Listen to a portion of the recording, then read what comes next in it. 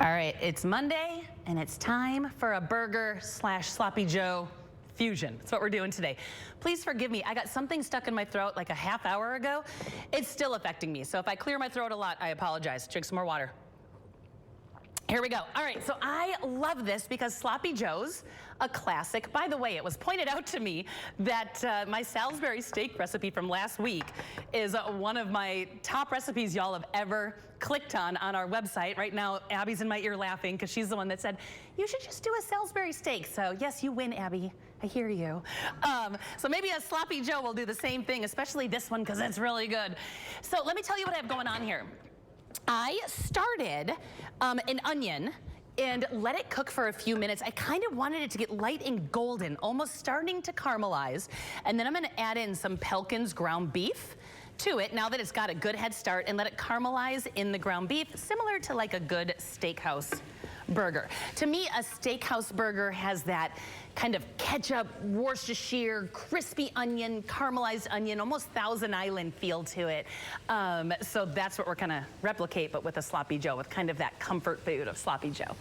So I got some Pelkins ground beef in here. Let that start sinking in with those onions, letting those cook together. We'll get some other flavorful stuff on the side working. All right, you do your thing. Of course, we're gonna do some garlic. I don't know if you can get that. This is a normal garlic clove, and this is one that we happen to have. Sarah said, would you like two that match? And I'm like, are you kidding? This is like a unicorn. We're using this for sure. Extra garlic's gonna cook right in it, and I like it that way. But if you wanna use normal human-sized garlic cloves, you're welcome to it. Let's give, this might need a big smash. Smash that down. This one too. Let's get that minced up so we can get that kind of soaking in the burger mix as well. I had a really delicious weekend this weekend. I ate lots of good food.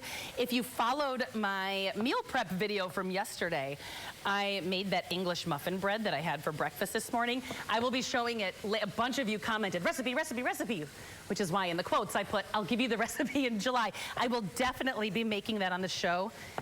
Delish.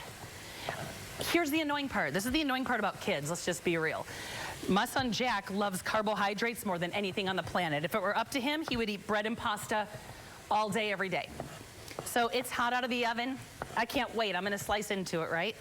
He's in the other room. He's in the playroom. And I call him in. Jack, come in. Hot bread from the toaster. Buttery, crispy. He tries a bite. He didn't like it. It's like, it has everything you like. He didn't like it.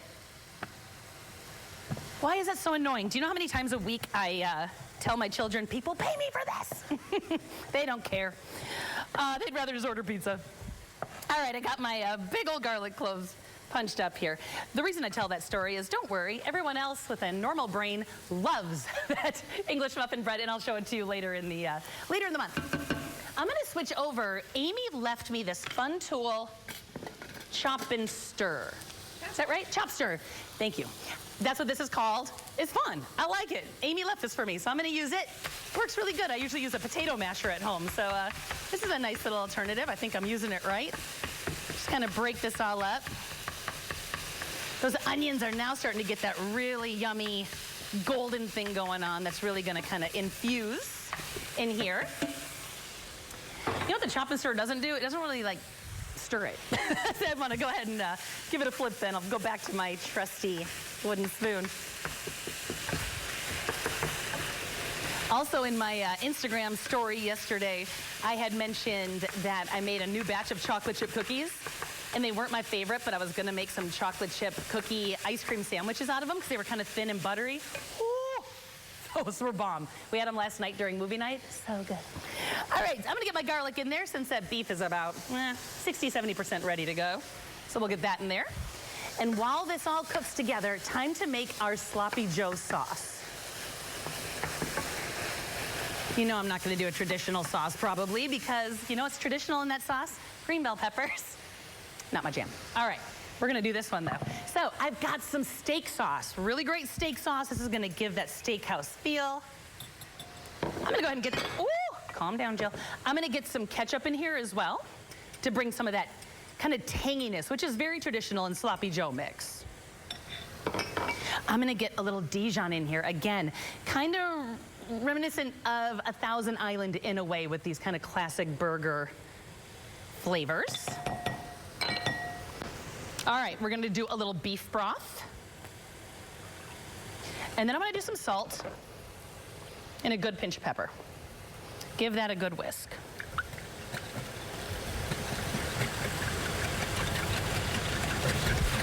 So it's nice and smooth. Give this another stir, it's almost there. All right, now while this is finishing up, I really want this at least 90% cooked before I add my sauce, but then we're gonna simmer it all together. I think we're about there. All right, so we're gonna get our sauce in here, Sloppy Joe sauce. All things I guarantee you have in your pantry right now. Ketchup. Ooh, I forgot the Worcestershire, one of the most popular things that needs to go in a Sloppy Joe.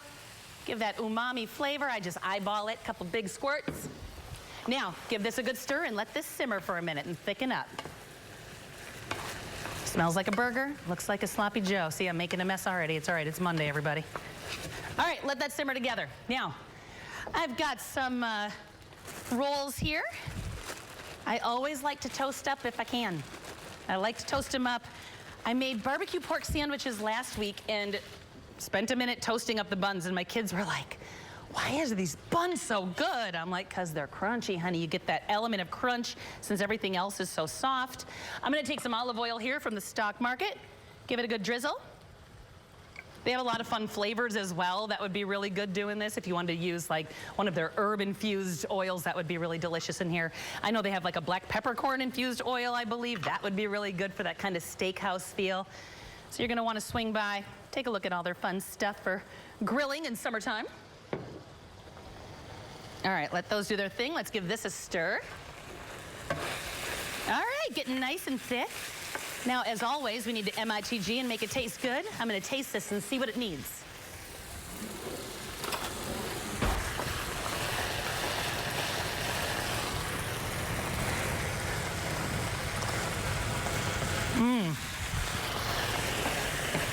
Tangy, bold. I'm gonna turn the heat all the way down, let it simmer. Needs a little more salt. But that is a flavor bomb right there. Flavor bomb. A little pepper too. Then I'm happy with that. We'll let that simmer for another minute while we toast up these rolls. Now, what do we have on the side here? We have crunchy onions, because you know what? We don't have time to sit and make homemade onion rings. A crunchy fried onion is not just for a Thanksgiving casserole, honey. This is meant for burgers, especially something like this. We got some sliced cheddar, and we got some pickles. We're gonna burgerfy this up. What? Did you hear that? It's a great, I just make up stuff. Ooh, we're getting some crunch on these buns. Love. All right, so now I'm gonna go ahead and let me grab a plate here and a big spoon and treat this like you would treat a burger.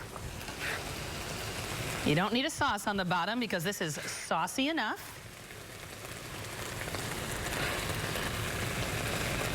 Just like that.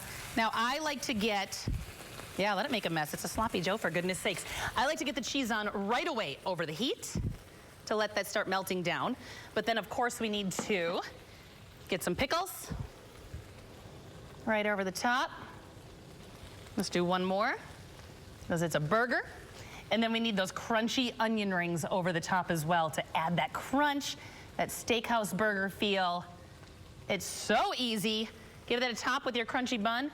That is an elevated, delicious comfort food right there that is very family friendly and very budget friendly, which I appreciate as well. So I hope you make this. Don't forget that the recipe will be online after the show.